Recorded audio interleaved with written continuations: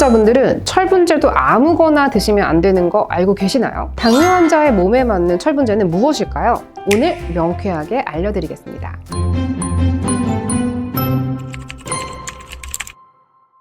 안녕하세요. 당독소 종결자 김아름 약사입니다. 오늘은 지난 영상에 이어서 당뇨 환자들의 영양제 고르는 팁 두 번째, 바로 우리 몸에 꼭 필요한 철분, 이 철분제를 현명하게 고르는 법을 알려드리겠습니다. 철분은 우리 몸에서 산소를 운반하는 역할을 하는 적혈구의 핵심 단백질, 햄을 구성하는 필수 요소입니다. 철이라는 양이온 미네랄을 포함한 햄 단백질의 구조는 적혈구의 중요한 구성 성분이 되며, 이 햄 단백질이 제대로 형성되지 않거나 그 수가 충분하지 않으면 빈혈이라는 증상이 나타나게 되죠. 이 상태에서는 우리 몸의 세포들이 에너지를 만드는 데 꼭 필요한 산소가 충분하지 않게 되기 때문에 철분은 그야말로 생존의 필수적인 미네랄이라고 할 수 있습니다. 특히 어린 시절 빈혈에 노출되면 성장과 지능 발달이 저해되고 여러 질병에 시달릴 가능성이 높아지기 때문에 엄마들은 어린아이들 이유식을 할 때 철분이 풍부한 쇠고기 이유식을 늦지 않게 시작을 합니다. 철분은 부족하면 문제가 되지만 남아도 문제가 된다는 사실을 알고 계신가요? 특히 평소 몸에 염증이 있거나 에너지 생성이 충분하지 않은 당뇨 환자들에게 철분은 반드시 필요하면서도 유리햄 형태로 남게 되면 그야말로 비상 상황이 됩니다. 당뇨 환자는 이미 활성산소가 정상인의 30배 이상 만들어진다고 하죠. 혈당 스파이크가 잦아서 남는 혈당을 처리하면서도 만들어지고요. 또 당독소로 인해 잦은 염증 반응이 일어나면서 몸의 항산화력이 쉽게 소진됩니다. 이렇게 가만히 있어도 피곤한 당뇨 환자들에게 남는 철분이 생긴다면 어떻게 될까요? 펜턴 반응, 페롭토시스 같은 철분이 관여하는 지질 과산화 반응과 지질 독소 생성 반응을 일으키는 아주 무서운 원인이 될 수 있는데요. 지난 시간에 이야기했던 당뇨 환자들의 항산화제가 이 과산화 지질과 지질 독소를 해독하는 항산화제여야 한다는 이 말과도 일맥상통합니다. 유리햄이 방출하는 이가 철은 평소 약한 활성산소종이라고 알려진 과산화수소를 강력한 OH 프리 라디컬로 변화시켜 세포막을 산화시키고 딱딱하게 만듭니다. 이 과정에서 세포막은 불포화 지방산으로 이루어져 있기 때문에 이것이 딱딱한 과산화 지질로 바뀌는 연쇄 반응이 일어나는데요. 이렇게 세포막이 점점 딱딱해지다가 이 스트레스를 못 이기고 빵 터져서 세포가 죽게 되면 세포막의 잔해가 지질 독소로 변합니다. 그렇지 않아도 당독소와 염증이 누적되기 쉬운 당뇨 환자한테 지질 독소까지 더해진다면 몸은 이 독소들을 해독하느라 더욱 바빠지고 정상적으로 필요한 것들을 만들어낼 여유가 없어지겠죠. 그 결과 더욱 피곤하고 더욱 건조해지고 빠르게 늙어가는 그야말로 삶의 질이 뚝뚝 떨어지는 상태가 됩니다. 최근 논문에 따르면 당뇨 환자가 햄철 섭취를 과다하게 했을 경우 당뇨 악화는 물론 장기능 저하, 암, 알츠하이머와 같은 퇴행성 질환에도 영향을 미칠 수 있다는 연구 결과가 속속 나오고 있습니다. 또한 햄철은 장 환경에도 영향을 미쳐서 육류 섭취가 많은 장의 상태로 변하게 됩니다.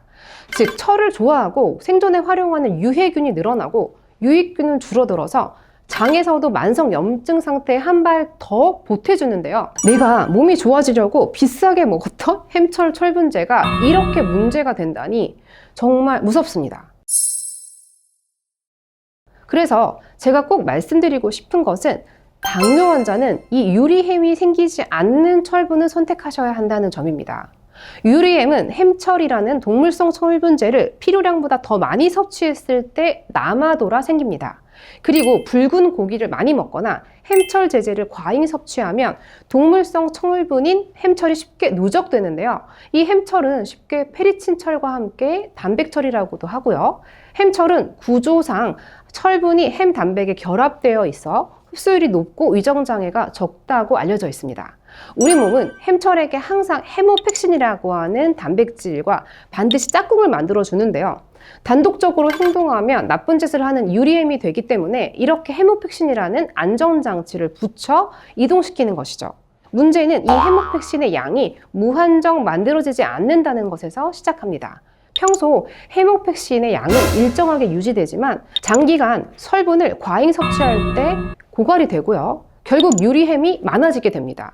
게다가 철분의 흡수량과 분비량을 조절하는 이 헤모펙신이라는 단백질은 나이가 들면서 그 양이 줄어들게 되고요. 특히 염증 상태이거나 간 기능이 저하가 됐을 때는 충분하게 만들어지지 않습니다.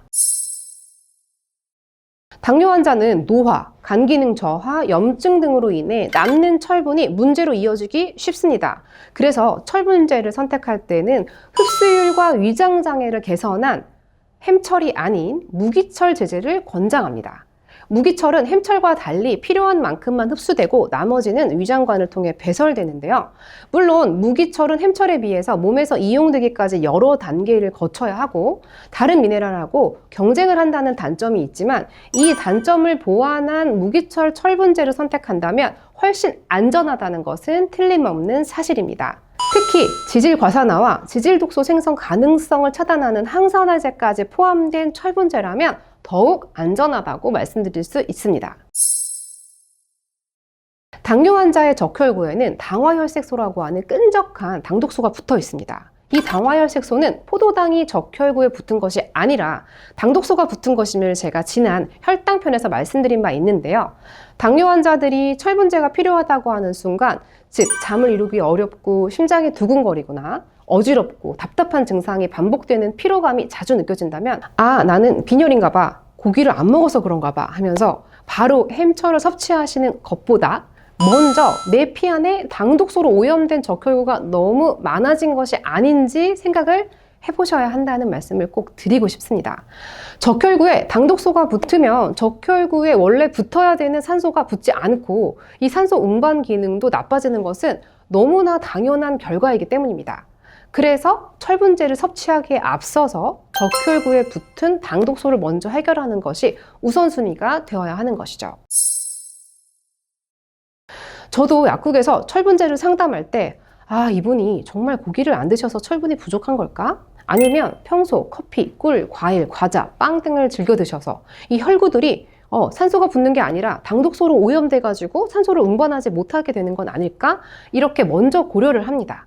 그래서 철분제를 사용할 때는 가급적 햄철보다는 흡수율과 위장장애를 개선한 무기철 제제를 선택을 하고요. 특수한 경우를 제외하고는 장기적으로 이마저도 사용하지 않도록 권장합니다. 그리고 어린이의 빈혈, 위장 절제 수술과 같이 철 결핍의 원인이 분명한 경우에는 항산화제를 반드시 함께 권해드립니다. 현대인들은 육류, 특히 붉은색 육류 섭취가 많습니다. 위장에서 흡수에 문제가 있는 경우를 제외하면 사실 철분 자체가 부족한 경우는 많지 않습니다. 따라서 동물성 햄철 섭취는 더욱 신중해야 한다는 점을 강조드리면서 오늘은 여기까지 말씀드리겠습니다. 도움이 되셨다면 구독과 좋아요 부탁드립니다. 안녕!